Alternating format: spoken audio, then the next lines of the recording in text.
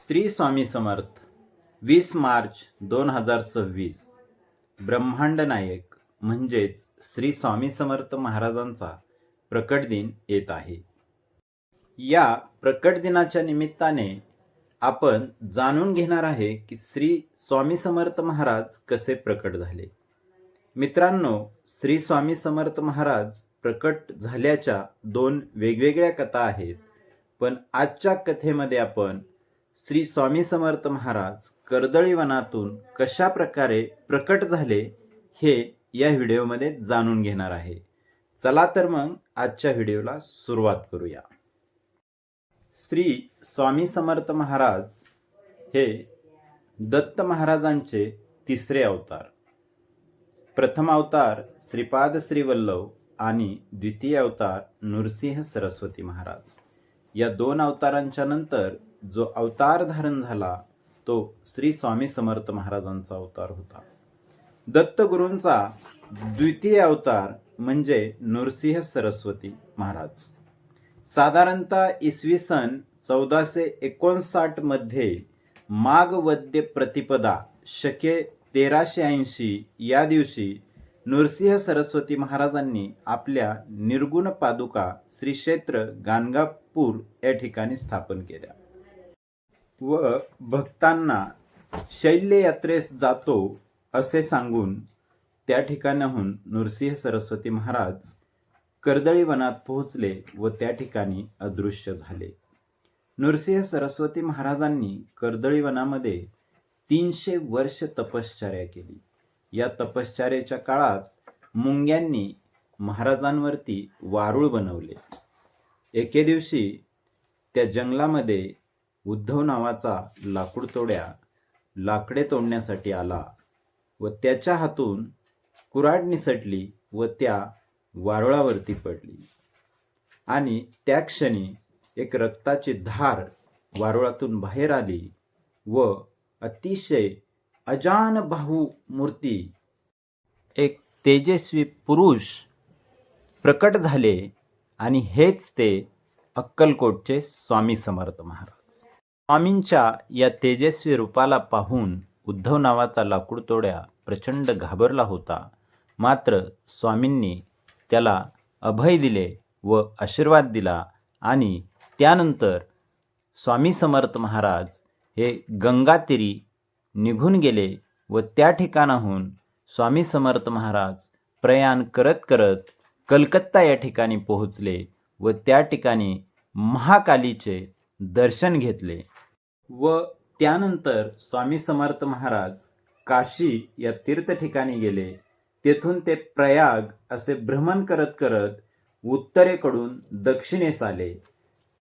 भ्रमण करत असताना प्रवासादरम्यान महाराज वेगवेगळ्या लीला करून भक्तांना एकत्रित जमा करणे हा त्यांचा स्थायी भाव होता.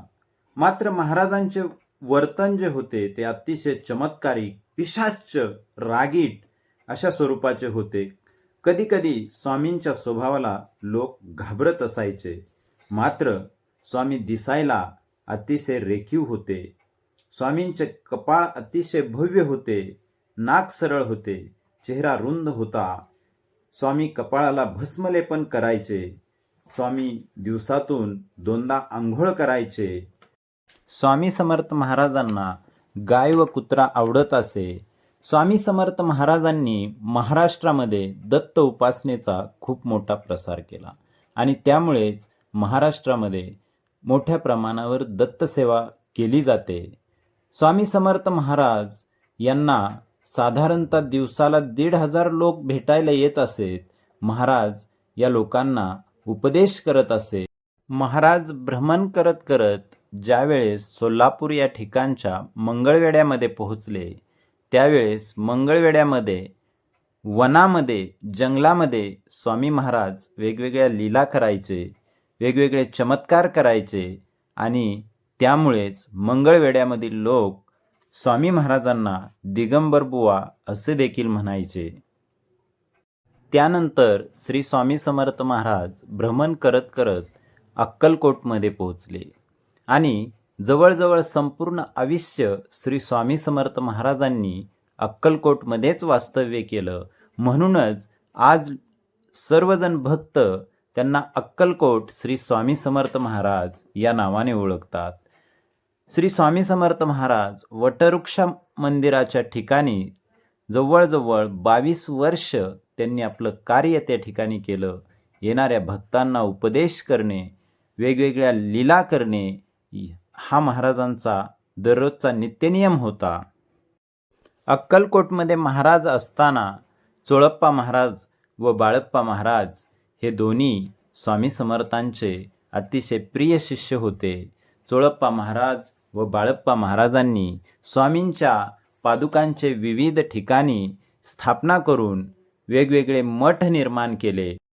अशा पद्धतीने स्वामी समर्थ महाराजांनी वटवृक्ष मंदिर म्हणजेच अक्कलकोट या ठिकाणी 22 वर्ष वास्तव्य केल्यानंतर रविवार दिनांक 30 एप्रिल 1878 रोजी चैत्रवद्य त्रयोदशी शके 1800 मध्यान्हकाळी श्री स्वामी समर्थ महाराजांनी आपले अवतार कार्य संपवल्याचे नाटक करून आपला देह व अवतार कार्य त्या ठिकाणी संपवले.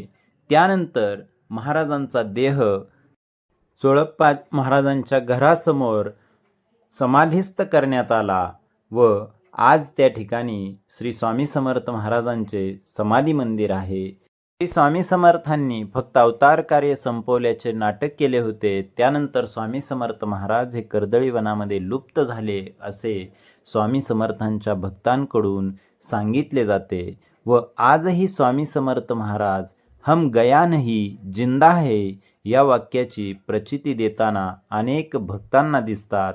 अनेक भक्तांना महाराजांचे विविध रूपामध्ये दर्शन होते. अशा या आपल्या स्वामी समर्थ महाराजांचा प्रकट दिन 20 मार्च 2026 रोजी साजरा होणार आहे.